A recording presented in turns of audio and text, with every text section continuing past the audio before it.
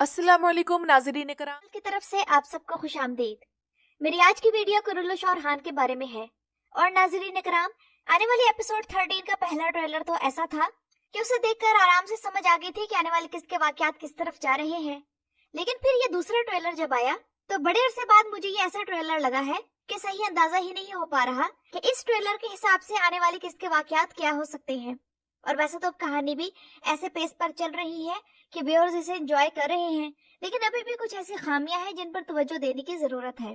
तो आज की इस वीडियो में हम एपिसोड 13 के पहले और दूसरे ट्रेलर को सामने रखते हुए आने वाले वाकयात पर बात करेंगे कि और बे किस साहिली इलाके पर कब्जा करने का प्रोग्राम बना रहे हैं। कि आने वाली किस्त में तैमूर ताश का किरदार और हान के हाथों खत्म कर दिया जाएगा। इसके अलावा ये भी जानेंगे कि फ्लेवियस और अलाउद्दीन ट्रेलर में साथ साथ क्यों नजर आ रहे हैं। तो नाज़रीन इकराम, आने वाली एपिसोड में एक नई जंग होने जा रही है जो कि एक नई फतह की शुरुआत होगी। और दोनों ट्रेलर्स इतने जबरदस्त हैं कि दिल करता है कि अभी किस्त आ जाए। हालांकि सिर्फ चंद किस्तों पहले तक मैं ऐसा कहने का सोच भी नहीं सकती थी, लेकिन तमाम टीम की मेहनत रंग ला रही है। मगर कम रेटिंग के मामले में मैं यही कहूंगी कि अफसोस पिछला पूरा महीना फुटबॉल मैचेस चलते रहे, वरना जितनी अच्छी किस्तें आ रही थी तो ये बेहतरीन मौका था कि इस सीरीज की किस्तों की रेटिंग ऊपर जाती। लेकिन ऐसा ना हो सका, तो इस हिसाब से अब की बार की ये किस्त बहुत अहम है कि इसी किस्त में तुर्क फैसला करेंगे कि वो और हान सीरीज को देखना जारी रखेंगे और रेटिंग ऊपर लाएंगे या नहीं। शाहीन शाह ने बाकायदा फातिमा खातून का हाथ मांग लिया है, तो शाहीन शाह का किरदार आने वाली किस्तों में एक बहुत ज्यादा अहमियत इख्तियार करने जा रहा है, क्योंकि शाहीन शाह ऐसा अजीबोगरीब किरदार है जो अभी तो और हान का सहारा है और हान के लेवल का सरदार है। और इसकी ये अहमियत है कि अगर औरहान सरदार ना बनता तो सरदारी उसके हिस्से में आती। तो अगर सल्तनत उस्मानिया कायम ना की जाती तो शाहीन शाही तुर्कमानों का वो विरसा था जो सल्जुकी सल्तनत की जलती राख से दोबारा एक नई सल्तनत की बुनियाद रखने की कोशिश करता। यानी कि उसके अंदर औरहान जितना ही स्पार्क है, लेकिन उसकी नीयत ठीक नहीं लग रही। वैसे तो उसने औरहान की बैत कर ली है और वो उसके अहकामात भी मानता है, लेकिन ऐसा महसूस होता है कि उस्मान बे की वफात का फायदा उठाकर वो ऊपर आना चाहता है और अपने बेटे की फातिमा से शादी करवाकर इस तरीके से अपना मंसूबा मुकम्मल करने की कोशिश में लगा हुआ है। और काई कबीले के नस्ब को सल्जूकी खून में शामिल करके हावी होना चाहता है। यानी कि वो इस वक्त ऐसी कोशिश में है कि दूसरों की कामयाबी पर सवार होकर आगे बढ़ा जाए। यही शाहीन शाह का असल खेल है। लेकिन सवाल ये है कि क्या वो और हान के साथ है या नहीं। तो मैं ये बात कई बार कह चुकी हूँ कि ये ग्रे कैरेक्टर है, कभी औरहान के साथ नजर आता है और कभी खिलाफ। उसका यही रवैया हमें उलझन में डाले रखता है और मुसलसल तजस्सुस पैदा करता है। असल में इसके अंदर सल्जूकी अना और इक्तदार की ख्वाहिश है, तो वो बड़ी चालाकी से उस्मानी रियासत को मजबूत होने से पहले उसका वारिस बनना चाहता है, ताकि सल्जूकी रियासत की एक नई शक्ल कायम की जा सके। लेकिन औरहान और उसके साथी उसे सांस लेने का मौका ही नहीं दे रहे और मुसलसल फतूहात से उसकी प्लानिंग रुक जाती है। लेकिन वो हार नहीं मान रहा, क्योंकि वो किनिक कबीले से है और अजीम एल परसलान की नस्ल से है, तो इसलिए इसका किरदार इतना अहम दिखाया गया है। इसके बाद आते हैं आने वाली किस्त में होने वाली औरहान की फतह की तरफ, जो कि एक बंदरगाह की फतह होगी। और वो है तो एक छोटी सी बंदरगाह, लेकिन बहिरा मरमरा के करीब होने की वजह से औरहान के हाथ में एक नहायत अहम और स्ट्रेटेजिक पॉइंट बन गई है। सुल्तान औरहान के नजदीक इस बंदरगाह की फौजी, सियासी और मुआशी अहमियत बहुत ज्यादा थी, तो इसीलिए औरहान बे ने जहानत के साथ किए जाने वाले घेराव की पॉलिसी अपनाई, जिसके जरिए उन्होंने समुद्र पर कंट्रोल की बुनियाद रखी और यूरोप की तरफ फतूहात का रास्ता हमवार किया। इसके अलावा अलाउद्दीन के कई मनाजिर फ्लेवियस के साथ हैं, क्योंकि अलाउद्दीन फ्लेवियस के साथ मिलकर एम्परातोर से मुलाकात भी करेगा। और पहले ट्रेलर में भी इन दोनों के शॉट्स दिखाए गए और मुझे यही महसूस हो रहा है कि फ्लेवियस के खानदान और असल नस्ब का राज अलाउद्दीन ही खोलेगा। मुमकिन है कि वो फ्लेवियस के खंजर पर बनी अलामत देखकर उसके बैकग्राउंड को पहचान ले और उसके वालिद तक पहुंचने में उसकी मदद करे। अब सवाल ये है कि स्पोर्चा बुरसा में क्या कर रही है। क्या वो वाकई सिर्फ मेहमान बनकर आई है या फिर ये सब औरहान की दावत का नतीजा है जो वो उसे न जाने कितनी बार दे चुका है। तो मेरा ख्याल है कि उसका आना इसी कॉन्टेक्स्ट में होगा कि बाज़ंतीन शहनशाह ने औरहान के सामने एस्पोर्चा से शादी की शर्त रखी है, जिसके बाद ही औरहान बे अपनी फौजें इज़निक और इज़मित के दरमियान तैनात कर सकते हैं।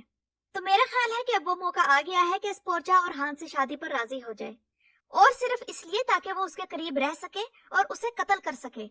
और कोई इस मामले में उसे ये मशवरा भी दे और उसकी हौसला अफजाई भी करे, जो कि जाहिर सी बात है कि डेफनी ही हो सकती है।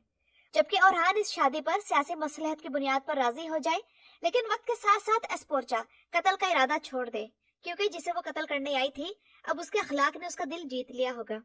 तो राइटर्स इस मामले को सीधा सीधा ना दिखाएं, बल्कि इन दोनों की शादी एस्पोर्चा की तरफ से एक सोची समझी साजिश हो।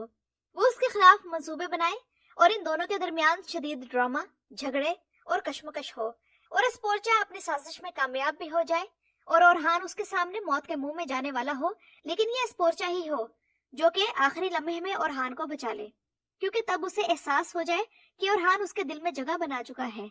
और नाज़रीन इकराम, मैंने अपनी पिछली वीडियो के रिव्यू में कहा था कि एपिसोड 12 सियासी तौर पर नहायत मजबूत किस्त थी। तो कमेंट्स में कुछ लोगों को मेरी बात शायद समझ नहीं आई, इसलिए उन्होंने इस पर एतराज किया, लेकिन मुझे यकीन है कि एपिसोड 12 में महमूद बोजदाई का कलम वाज़ेह तौर पर दिखाई दे रहा है। और आइए जानते हैं कि उस एपिसोड में ओरहान का सिनेरियो खास तौर पर सियासी पहलू से कैसे लाजवाब था, और पूरी किस्त शुरू से आखिर तक सियासी पहलू के साथ नहायत मजबूत और सलीके से कैसे जुड़ी हुई थी।